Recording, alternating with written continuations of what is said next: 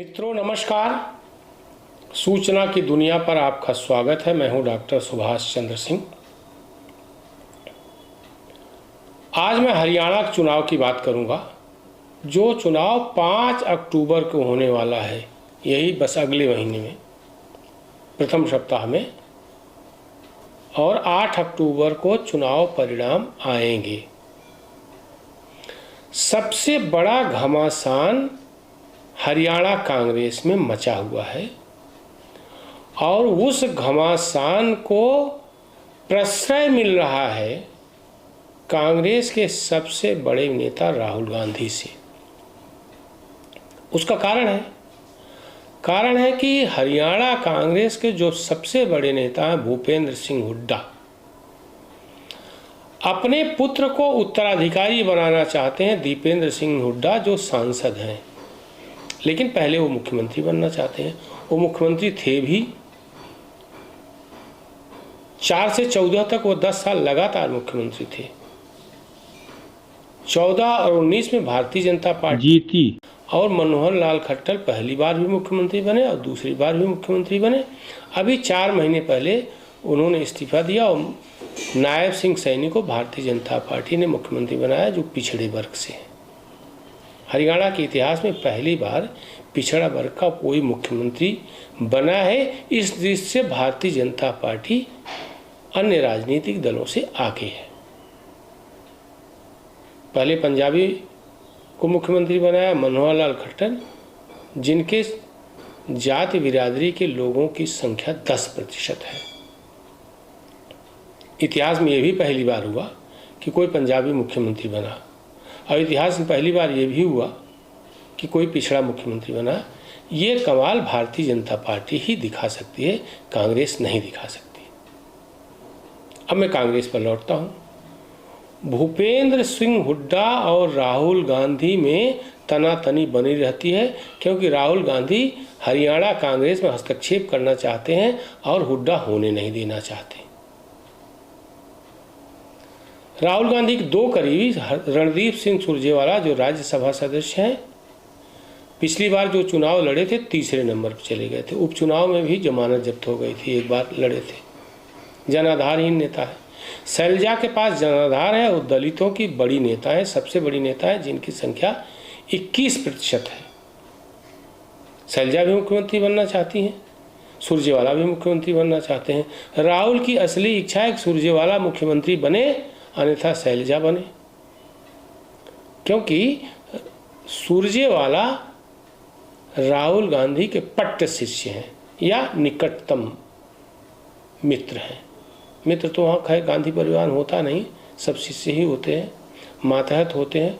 बहरहाल हुड्डा चाहते हैं कि बहुमत मिले और वह मुख्यमंत्री बने, और इसी अगले 5 साल के कार्यकाल में वह अपने बेटे दीपेंद्र सिंह हुड्डा को मुख्यमंत्री बना दें, ताकि अगली पीढ़ी का नेतृत्व तय हो जाए कांग्रेस में हुड्डा परिवार से। राहुल गांधी ये नहीं चाहते हैं।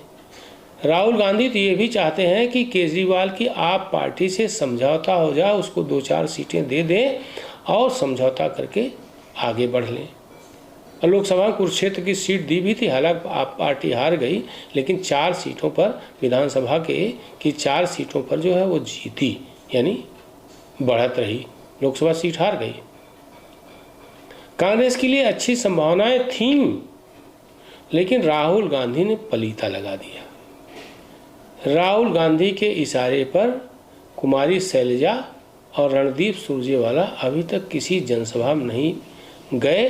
इवन राष्ट्रीय अध्यक्ष खड़गे, मल्लिकार्जुन खड़गे की जनसभा का भी लगभग उन्होंने बायकॉट कर दिया, उपस्थित नहीं रहे। रहना चाहिए था। बड़े नेता हैं, हरियाणा के बड़े नेता हैं। सुरजेवाला तो राष्ट्रीय प्रवक्ता है, लेकिन नहीं गए। कोई दूसरा होता तो हो सकता है हुड्डा कार्रवाई करते, नहीं तो राष्ट्रीय नेतृत्व कार्रवाई कर देता, लेकिन कार्रवाई भी नहीं हुई। शैलजा कहती हैं कि हम भी मुख्यमंत्री बनना चाहते हैं। सुरजेवाला कहते हैं क्यों नहीं, हर कोई मुख्यमंत्री बनना चाहता है, हरियाणा की सेवा हम भी करना चाहते हैं। हुड्डा पहले से लगे हुए हैं, 10 साल का अनुभव है और बड़े नेता है, जनाधार वाले नेता है, कम से कम जाटों के सबसे बड़े नेता है। लेकिन राहुल गांधी लंगड़ी मार रहे हैं। राहुल गांधी की आदत भी है, चाहे राजस्थान हो या मध्य प्रदेश हो या असम हो, अगर अपने परिवार का भक्त नहीं है, अपने परिवार का समर्थक नहीं है, तो अधिक समय तक पार्टी में टिक नहीं सकता और नंबर 1 की पोजीशन उसको प्राप्त नहीं हो सकती है। मैं उस पर बाद में आता हूँ, पहले हरियाणा पर फोकस कर लूँ। तो जीता जिताया चुनाव कांग्रेस हार भी सकती है, इसके बावजूद कि भारतीय जनता पार्टी की सरकार के खिलाफ एंटी इनकम्बेंसी है। मनोहर लाल खट्टर के खिलाफ तो विशेष रूप से लगातार 9 साल मुख्यमंत्री रहे, 2 बार रहे। सैनी के आने के बाद थोड़ा एंटी इनकम्बेंसी कम हुई है और सैनी ने लोक लुभावन घोषणाएं भी की हैं, जो राहुल गांधी की 7 गारंटी से ज़्यादा प्रभावकारी है, क्योंकि उन्होंने लागू भी कर दिया है। तो अब लाभ भी मिल रहा है। इनका तो केवल वादा है, गारंटी है, वो तो सीधे गारंटी दिया और उसको लागू भी कर दिया। इसका असर हो रहा है। इधर प्रधानमंत्री नरेंद्र मोदी, अमित शाह और उत्तर प्रदेश के मुख्यमंत्री योगी आदित्यनाथ जमकर वहाँ पर चुनाव सभाएं कर रहे हैं। नरेंद्र मोदी ने कहा कि कांग्रेस के राज में यहाँ दामादों का राज था, मतलब भ्रष्टाचार सबसे ज़्यादा उनका संकेत जो है रॉबर्ट वाड्रा पर था, जो सोनिया गांधी के दामाद है, राहुल गांधी के बहनोई है, प्रियंका गांधी के हस्बैंड है, पति हैं। हुड्डा के शासनकाल में रॉबर्ट वाड्रा अरबपति हो गए और वहाँ के लोकल भाषा में लोग भूमाफिया उनको कहते हैं। रॉबर्ट वाड्रा का इस पर प्रतिक्रिया भी आया, यानी मोदी का तीर निशाने पर लगा। उन्होंने कहा कि मोदी को अपनी भाषा पर ध्यान देना चाहिए, इस तरह का चुनाव में इस तरह की भाषा का इस्तेमाल नहीं करना चाहिए, यानी चोर की दाढ़ी में तिनका। मुख्य मुकाबला भारतीय जनता पार्टी और कांग्रेस में, और भारतीय जनता पार्टी उत्तरोत्तर जो है चुनाव प्रचार में चढ़ रही है, उसकी जीत की संभावनाएं बढ़ गई हैं। और अभी 5 अक्टूबर को चुनाव होना है, कम से कम अभी 4 दिन वहाँ चुनाव प्रचार होना है, 4 या 5 दिन चुनाव प्रचार होना है। अगर 4 दिन चुनाव प्रचार में अमित शाह, नरेंद्र मोदी, जेपी नड्डा जो राष्ट्रीय अध्यक्ष हैं, मुख्यमंत्री योगी आदित्यनाथ ने सघन चुनाव प्रचार किया और करेंगे, तो आप मानकर चले कि बाजी पलट सकती है। बाकी वहाँ कोई पार्टी उस तरह से लड़ाई में है नहीं। इंडियन नेशनल लोकदल है, जेजेपी है, जो देवीलाल परिवार की दोनों पार्टियां हैं, उनकी हालत खस्ता है। चाहे अभय चौटाला हो, चाहे रणजीत चौटाला हो, कोई हो, उनकी दाल नहीं गलने वाली। हाँ, आम आदमी पार्टी के केजरीवाल थोड़ा असर डाल सकते हैं अगर उन्होंने सघन चुनाव प्रचार किया तो, और सघन चुनाव प्रचार वो करेंगे ही, कर ही रहे हैं, इसलिए कि फरवरी में जो दिल्ली विधानसभा का चुनाव हो रहा है, वहाँ पर कांग्रेस उनके सामने खड़ी होगी। तो असल लड़ाई केजरीवाल की दिल्ली की है, लेकिन हरियाणा में जो भी उनको प्राप्त होगा वो मान कर चलिए कांग्रेस का नुकसान करके होगा। मैंने कहा ना, गांधी परिवार अपने भक्तों पर विशेष ध्यान रखता है।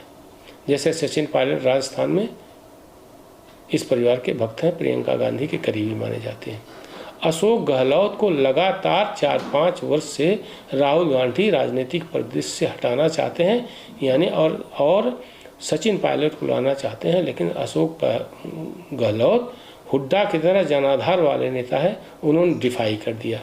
इवन उनको हटाने के लिए जो विधायक दल की बैठक होने वाली थी, उसमें उनके इशारे से कोई विधायक गया नहीं, बैठक नहीं हुई, जबकि खड़गे वो बैठक लेने गए थे। तब हालांकि खड़गे जो है राष्ट्रीय अध्यक्ष नहीं थे। कांग्रेस चुनाव हार गई, भारतीय जनता पार्टी जीत गई। इसके बावजूद वसुंधरा राजे पहली बार राजनीतिक परिदृश्य पर नहीं थी।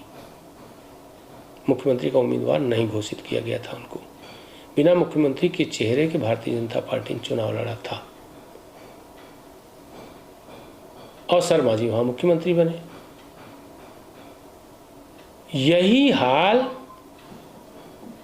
मध्य प्रदेश में हुआ। कमलनाथ बनाम सिंधिया जनाधार वाले नेता है, ज्योतिरादित्य सिंधिया। कमलनाथ को मुख्यमंत्री बनाया गया, प्रदेश अध्यक्ष भी रहे। सिंधिया ने वहाँ से विद्रोह कर दिया, भारतीय जनता पार्टी में आ गए। 1 साल कमलनाथ मुख्यमंत्री रहे, लेकिन भारतीय जनता पार्टी में आने के बाद सिंधिया ने जो है 26 विधायकों के साथ विद्रोह किया, तो सरकार पलट गई और बीजेपी की सरकार बन गई। शिवराज सिंह मुख्यमंत्री बन गए। बाद में जो चुनाव हुआ 3 साल बाद, उसमें भारतीय जनता पार्टी 2/3 बहुमत के साथ जो है सत्ता में आई। ज्योतिरादित्य सिंधिया तब भी केंद्रीय मंत्री थे, और इस बार जब सरकार में 24 के चुनाव में मोदी जीत कर आए, तो फिर उनको केंद्रीय मंत्री बनाया। यही हाल असम में रहा। तरुण गोगोई 15 साल मुख्यमंत्री रहे, और तीसरे कार्यकाल में हेमंत बिस्व शर्मा ने कहा इनको हटाइए, अन्यथा हार जाएगी कांग्रेस चुनाव। राहुल गांधी ने बुलाया तो कुत्ते को जो है वह बिस्कुट खिलाते मिले उनको। उनसे ठीक से बात नहीं हुई। हेमंत बिस्व शर्मा इस किस्से को बताते भी हैं मजे लेकर के। फिर वो भाजपा में आ गए अमित शाह से मिल करके। भारतीय जनता पार्टी लगातार 2 बार से वहाँ पर सत्ता में है। पहली बार जब सत्ता में आई 2014 में, तो हेमंत बिस्व शर्मा को शिक्षा मंत्री बनाया गया, और जब 19 में आई तो हेमंत बिस्व शर्मा मुख्यमंत्री बने। अच्छा शासन कर रहे हैं, योगी आदित्यनाथ की स्टाइल में शासन कर रहे हैं। अभी समाचार आया है कि 19 बांग्लादेशी जो घुसपैठ कर लिए थे, उनको तुरंत उन्होंने बांग्लादेश भेज दिया। और पूर्वोत्तर में भारतीय जनता पार्टी को जो बढ़त आज मिली हुई है, उसमें हेमंत बिस्व शर्मा का बड़ा योगदान है। तब राहुल गांधी जो है खुद के पैरों पर कुल्हाड़ी मार रहे हैं, तो कोई क्या कर सकता है। बल्कि यूँ कहें कि पैरों पर कुल्हाड़ी नहीं मार रहे हैं, बल्कि कुल्हाड़ी पर उन्होंने अपना पैर रख दिया है। तो सत्ता से तो दूर रहेंगे ही। फिलहाल इस एपिसोड में इतना ही। आप सभी लोगों से अनुरोध है, जो लोग भी सूचना की दुनिया के एपिसोड को देख रहे हैं और जिन्होंने सब्सक्राइब नहीं किया, सब्सक्राइब करें, लाइक करें, बेल आइकन दबाएं, ताकि आपको नोटिफिकेशन भेजा जा सके। कमेंट करें और शेयर करना ना भूलें। आप सभी लोगों का बहुत बहुत आभार। आप इस YouTube चैनल को लाइक करिए, सब्सक्राइब करिए, कमेंट करिए और शेयर जरूर करिए।